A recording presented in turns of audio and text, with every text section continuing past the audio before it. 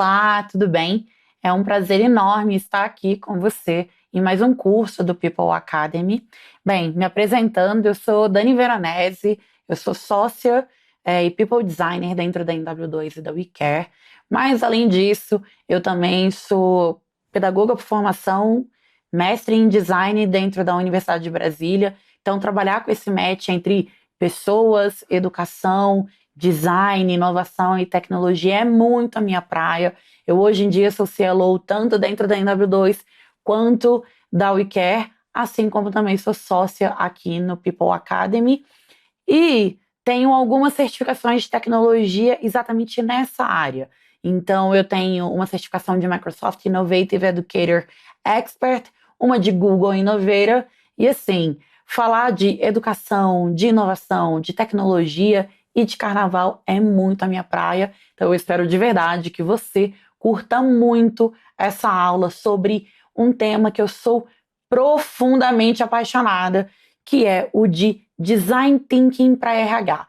Aqui a gente vai falar muito sobre esse match entre o design e o RH e como que o pensamento do designer pode ser incrível e muito importante para você transformar a sua atuação enquanto um RH cada vez mais estratégico, cada vez mais essencial para dentro da realidade da tua empresa.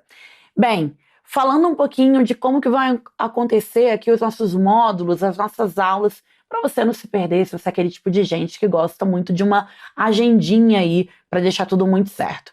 A gente vai começar falando o que é o design. Então eu vou trazer para você que o design é muito além daquilo que você imagina, daquilo que você ouviu falar, que é muito ali conectado com o gráfico, né, com o visual. Vou desconstruir essa realidade dentro da tua cabeça. Depois disso, eu vou falar sobre o design thinking, que é essa abordagem, o que é essa mentalidade, esse pensamento dos designers. Depois disso, a gente vai entrar no processo do design thinking. Então, como é que é esse mapeamento? Quais são as etapas? E, por fim, a gente vai passar pedacinho por pedacinho do duplo diamante, que é a forma, se assim por dizer, como os designers mapearam a mentalidade deles. Vamos nessa? Então, olha só. Antes de tudo, o que é o design? Então, a gente pode dizer que os seres humanos, nós, eu, você que está aí me assistindo, somos designers por natureza. E você vai perguntar, Dani, mas tá, como é que é isso? Por que isso? Te explico. Vamos voltar lá para a Idade da Pedra. A gente fazia vários desenhos nas paredes para poder comunicar informações, para mapear algumas informações, para deixar coisas anotadas. A gente começou ali a fazer pequenas descobertas, como por exemplo o caso do fogo, aonde a gente entendia que, opa, esse fogo ele aquece, ele consegue moldar algumas outras ferramentas, ele consegue estimular outros artefatos. A gente entendeu que, peraí, a pedra, poxa, se eu fizer um desenho, se eu talhar essa pedra, como é que as coisas acontecem? Então, desde o primórdio, nós somos designers. A gente modela elementos, serviços, produtos de acordo com as nossas necessidades ou com as necessidades de outras pessoas. O design, propriamente dito, como a gente conhece, ele surge ali na era industrial com um propósito muito específico, que era o de, bem, agora os produtos estavam começando a ser produzidos em larga escala e era muito importante diferenciar. Então, imagina que você tinha várias cadeiras que estavam deixando de serem produzidas de maneira artesanal e agora estavam sendo produzidas de maneira, né, em larga escala. Então, como é que você diferenciaria cada uma das cadeiras, cada uma das marcas que estavam produzindo as cadeiras? É por isso que o design ele ganha uma grande força, uma grande potência e recebe um nome, inclusive. E aí, isso faz com que acabe se conectando o design como esse lugar apenas do gráfico, apenas de culto estético, aonde contempla-se o belo, o bonito, Enquanto que, na realidade, esse universo ele é muito mais complexo. E não à toa, lá na década de 60/70, surge um novo movimento dentro do design, que é o design com foco na sociedade. E é a partir daí, é nesse bloco, é nesse nicho, que a gente, de fato, vai se debruçar a partir de agora para poder falar sobre transformações de estruturas de RH a partir do design, utilizando aí o pensamento do designer. Então, olhando aqui, né, a evolução do design, a gente começa de fato ali, né, após a era sem design, um design como estilo, então exatamente buscando essa diferenciação que eu falei, olhando muito em termos de estética, então como que eu vou deixar isso aqui mais bonito, como que eu vou deixar isso aqui mais chamativo, como que, né, numa gôndola, numa prateleira, como que isso aqui vai de fato chamar a atenção e vender de uma maneira muito melhor e muito maior. Depois disso, entramos no design como um processo, né? Então, o design nos processos, na realidade, eles vão observar que o design ele é uma parte do processo de desenvolvimento de produtos, de serviços, de artefatos. Depois, a gente vai começar a observar o design como uma estratégia. Então, peraí, o design ele sai de um lugar de pouca importância no universo corporativo e ele começa a tomar ali um pouquinho mais de foco mesmo. E aí não é à toa que muitas startups, por exemplo, têm a figura do CDO, que é o Chief Design Officer, exatamente porque observa-se o design como estratégia. Ele olha para uma estratégia corporativa, ele vai fazer o design dos serviços, design dos processos, design da empresa, das organizações todas ali dentro da corporação.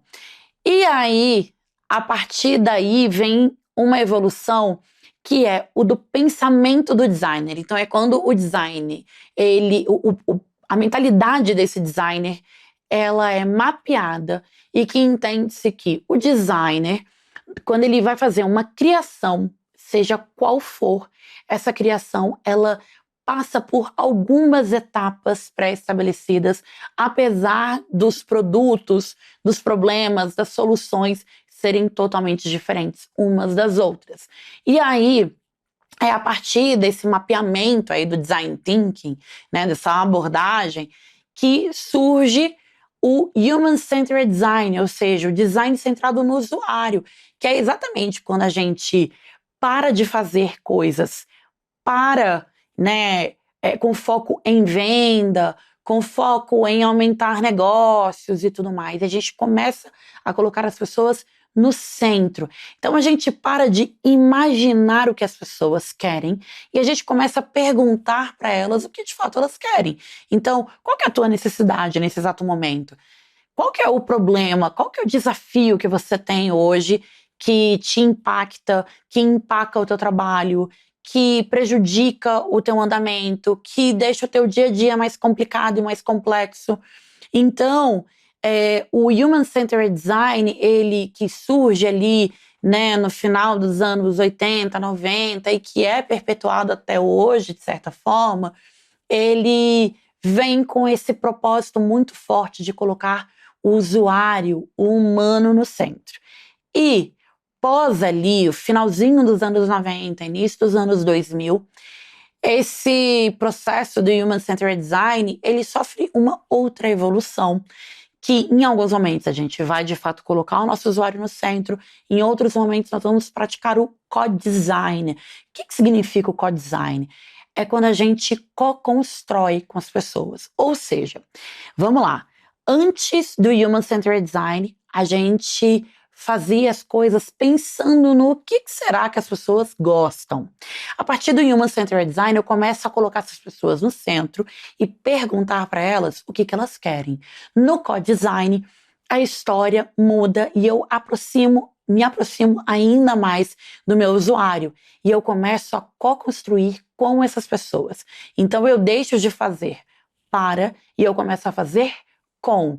E aí não existe certo e errado dentro desse processo você vai ver que a gente vai falar muito sobre a questão de tolerância ao erro e sobre a questão de você experimentar.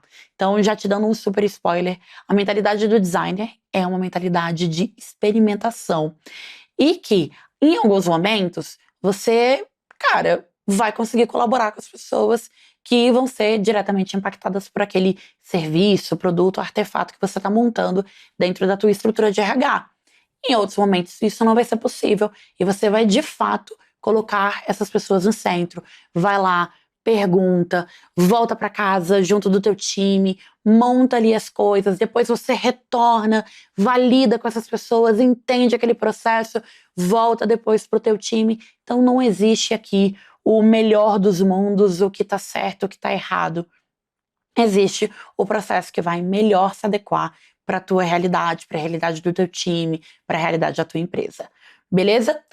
E aí, eu acho que uma coisa que é muito importante, desde lá os primórdios, da Era da Pedra e tudo mais, é dizer que o design tem como princípio exatamente isso aqui: identificar problemas e gerar soluções. A mentalidade do designer é uma mentalidade muito com foco em solução. E por que é tão importante a gente trazer a realidade do design thinking para a realidade do RH? Porque, querendo ou não, quando a gente fala de RH, a gente acaba sendo meio que o balcão de reclamações da empresa como um todo, não é? Vamos aqui jogar muito na franqueza e na transparência. E se a gente vai só recebendo problema, recebendo problema, recebendo problema, recebendo problema, a gente acaba virando ali dentro de um ciclo vicioso e não consegue sair, não consegue pensar em inovação, não consegue pensar em estruturas diferentes para dentro da realidade do RH.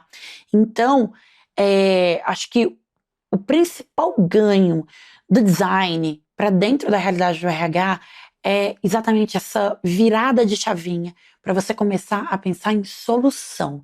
Então você vai receber aquele problema, você não vai sofrer tanto com ele, em alguns casos você vai até sofrer, mas enfim, você vai começar a observar sobre uma outra ótica, sobre a ótica não do ficar sofrendo com aquele problema e tudo mais, mas uma ótica do beleza, recebi esse problema, ele está aqui nas minhas mãos, e agora? Como que eu vou solucionar isso?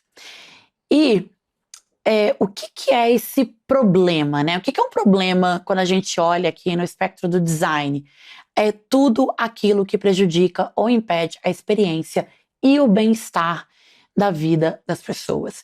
Então, é muito importante a gente entender que quando a gente tem algum problema dentro de recrutamento e seleção, quando a gente tem algum problema dentro de remuneração, quando a gente tem algum problema dentro da universidade corporativa, dos programas de desenvolvimento de liderança, quando a gente tem problema no pipeline de liderança, tudo isso pode ser solucionado a partir de um processo de design thinking, a partir dessa abordagem.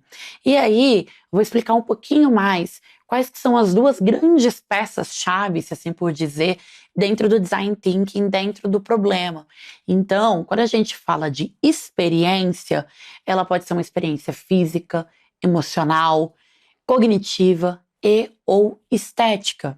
Quando a gente fala de bem-estar, a gente considera todos os aspectos da vida, como trabalho, lazer, relacionamento, cultura, entre outros. Por quê? Porque essas pessoas que estão dentro da tua empresa, elas não são só profissionais, elas têm uma vida além disso. Então, é muito importante a gente entender que se essa pessoa não está bem em casa, ela não vai estar bem no trabalho. E que, às vezes, o design thinking pode ser, sim, uma chave, uma abordagem para você utilizar e aí transformar a realidade dos colaboradores da tua empresa.